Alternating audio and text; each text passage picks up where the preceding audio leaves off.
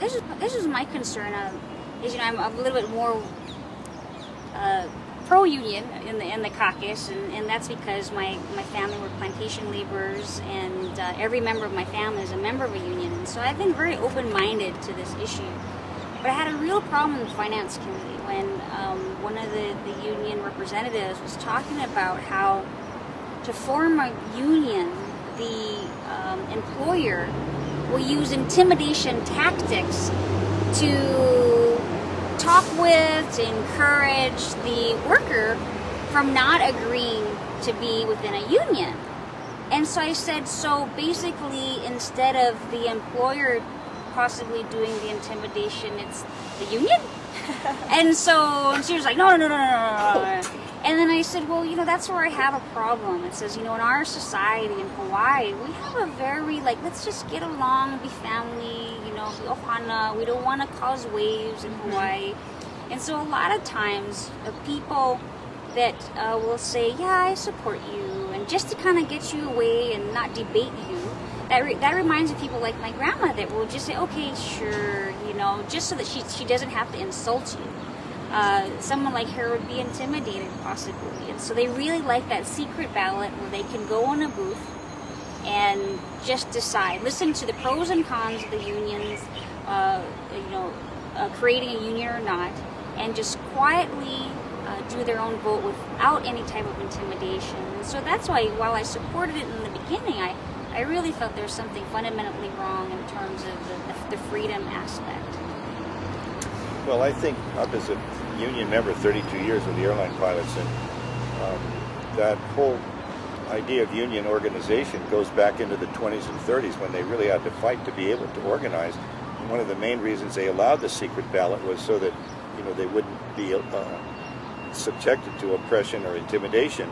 And for these people to do this now, I don't think there's even any question that that's done to allow the unions to intimidate people who are trying to vote against unionization. I think it's just gone full scale the opposite That's my direction. biggest worry right now.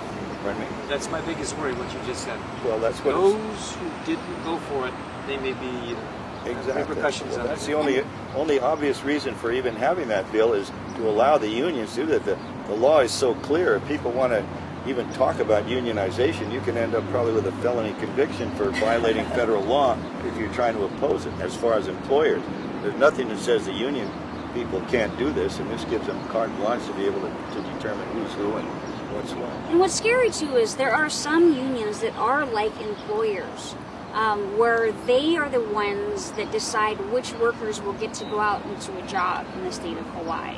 And so that's a real big problem too. So they're still in that employer status, not being able to have a secret ballot against the person that can decide whether you have that job this month or not. And so there's a lot of complications with the bill. Scary 2, scary 3, it's for the small businesses, particularly first in the agricultural field. We used to have big ag, sugar, pine. Now we've got small ag. This is the real target group for this particular card check bill. In addition to that, it may be the mom and pop small businesses in the restaurant industry. What advantage they're going to get by being unionized, I'm not sure, rather than maybe a dissension of sorts. So it'll be something to watch and to see what happens. Well, representatives, I would just like to thank you for coming on our show, and John Carroll and Daniel Brackins. We really appreciate your input, and we really appreciate you guys working hard for us at the Hawaii State Capitol. I see the kind of work you guys put in, and I'm very proud to have you guys represent us, definitely. But Daniel Brackins, representatives, John Carroll, would you like to leave our viewers with any last notes? Hold on to your wallets and make sure you know how your legislators voting this session, because you're going to really need to know.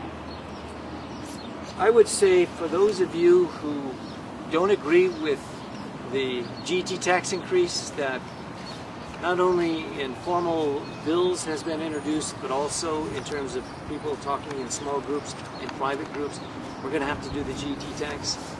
Remember what happened in Boston. Remember how the people of America showed what they thought of taxation, and particularly no representation without taxation. Without taxation, no representation.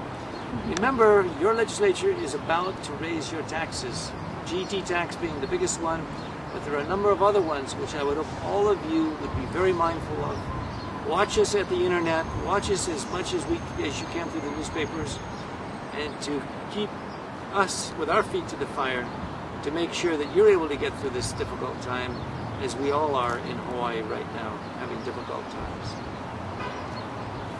Right, so I would agree with Representative Ward. I think you have to hold the electorate accountable. Make phone calls if you have to. If you agree that we should be cutting taxes, cutting spending to stimulate our economy, then call your elected officials. Let them know that's what you believe. And I think if we don't act now, we're going to suffer some of the greatest consequences in the future. Well, as my last comment would be that people need to educate themselves on the impact of the Jones Act. And I say every union member should know what that impact is on them. And I think that the only people that should be in this legislature are unfettered, knowledgeable legislators who know the law, who know the facts, and are willing to vote what's right. Well, there is a light at the end of this very dark tunnel. And that is that you have the choice, and you can choose whether you would like to spend your money better. All you have to do is vote. You have a choice how free you would like to live your life.